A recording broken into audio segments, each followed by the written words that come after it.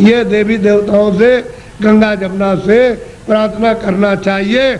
और ये प्रार्थना करनी चाहिए कि ऐसी सद्बुद्धि दो, कोई पाप कर्म न करे, कोई झूठ न बोले, धोखा न दे, बेईमानी न करे, जितना भी काम करे नेक काम करे, अच्छा काम करे, पुण्य का काम करे, किसी को सताए नहीं, किसी को मारे नहीं, के घर में किसी के खेत में चोरी न करें। ये देवताओं से प्रार्थना आपको गंगा जमुना में स्नान करते हुए करना चाहिए। अब आपको एक मोटी बात बताएं, आपको सबके एकदम यहाँ खासकार आए लोग। एक महात्मा जी जंगल में चले गए, खेत पकने वाले थे, ये गेहूं और ये सब चना और जो पकने वाली थी, तो पेड़ के नीचे बैठ गए। किसी गांव के लोगों ने देखा कि ये कौन बैठा, तो गांव में खबर दी, गांव के लोग चल करके आए कि भाई आप कौन है? कि भाई हम तो हिसाब करता है। क्या हिसाब करने के लिए आए? कि मुझे किसको चना देना, किसको गेहूं देना, किसको अरहर देना है और किसको कितना मटर देना, ये हम फसल लिखने के लिए आए। फसल लिख लेंगे तो कह लगे आपका हिसाब कब करोगे? कह लगे जब काट कूट करके ले आओगे और जब तुम मार मूड़ करके गेहूं चना मटर अरहर निकालोगे तो मैं हिसाब करने के लिए आ जाऊंगा, मुझे जिसको जितना देना है उतना ही। तो उन्होंने लिख लिया। तो लोग पूछ रहे कि हमको कितना देना है, 40 मन, 80 मन, 100 मन, 60 मन, सबने लिख लिया। अपना लिख करके लेके चले गए। और जब खेत पकने के बाद तो खलिहान में ले गए, तो एक आदमी ने सोचा ये सब झूठी बात है, ये कोई लिखा पढ़ी नहीं करने आता है। उसने क्या काम किया, रात को हसिया लिया, उसके खेत में से 4 गट्ठा गेहूं उसके खेत में से काट करके अपने खलिहान में जमा कर लिया। उसका तो इतना खेती में होता नहीं था और तमाम गेहूं जमा हो गया दूसरे की चोरी करके। तो जब वो आ गए बेचारे खेत काट करके खलिहान में ले आए और भूसे को अलग किया, अनाज को अलग, तो महात्मा जी आ गए और बैठ गए। लोग दौड़ पड़े कि महाराज हमको कितना देना, तो लिखा था 40 मन और 80 मन और 60 मन और 100 मन और इतना देना। चोर तो चोरी कर ले आया था, वो आया, कह लगे महाराज हमको कितना देना है? कि तुमको 25 मन। कह लगे तोल लीजिए। तो जब तोला गया तो किसी का 25 मन, ज़्यादा एक दाना नहीं, 60 मन, किसी का 40 मन, किसी का 100 मन, सबका जितना जितना लिख लिया था सबका।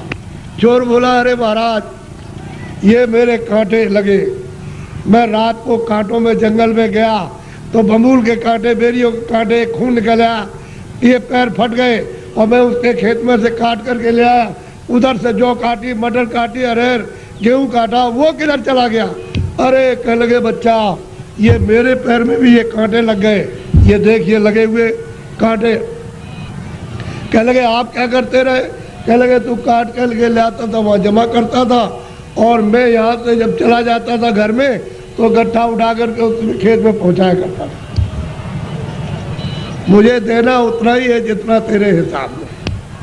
और तूने जो ये चोरी की है, ये कांटे तेरे लगे और तकलीफ हो रही है, तो तेरी सजा और चोरी की सजा अलग मिलेगी। वो जो तुमने चोरी की है उसकी सजा अलग, और ये कांटे लगे, खून निकल आया, इसकी सजा। तो कहने का मतलब ये है तुम मन का धन कितना भी खेत काट कर, जमीन लेकर, ये करके, चोरी करके, डकैती डालकर, रात को छीन करके कितना भी अपना धन घर में ले आओ, लेकिन वो जो हिसाब करता, जो कर रहा, वो बैठा हुआ, वो सब उसके पहुंचा देगा। आपको कुछ मालूम रहेगा, आपको नहीं। हमने चोरों से पूछा भाई कितना तुमने चोरी की होगी? हमारे पास चोर भी आते, साहब कह देते हमने चोरी की। तो कितना? कह लगे 1 पैसा नहीं रहा, सब चला गया। डकैत आए, डकैत से पूछा भाई तुमने डकैती डाली तो कितना जीवन में तुमने लूटा होगा? कह लगे कई करोड़ का। किधर गया? कह लगे 1 पैसा नहीं, हमारा घर का चला गया। घर का गया। तो कहने का मतलब कि हिसाब करता बिल्कुल सच्चा है, जो पाप का भी हिसाब करता, पुण्य का भी करता है, ये सब, और उसका ब्याज वो सब आपको देना, वो दूसरे को किसी को नहीं देना। इसलिए ये मनुष्य शरीर अनमोल है, ये बार बार नहीं मिलता। आपकी बार परमात्मा को प्राप्त करने के लिए, इस जीवात्मा को इस जड़ से, इस शरीर से निकालने के लिए आपको ये दिया गया।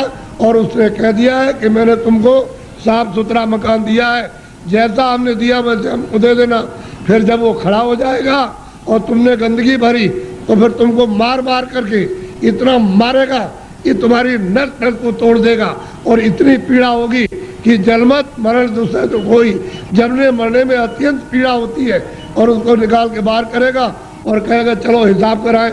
हिसाब करेगा तो तुम्हारा बताएगा देखो इतनी चोरी की, इतने जानवर मारे तुमने, इतना धोखा दिया, इतने बेईमानी की, तुमने कोई भी पुण्य नहीं किया अपने जीवन में, और चलो इनको ले जाओ उस नर्क में डालो, वहाँ जा करके उस योनि में बंद करो।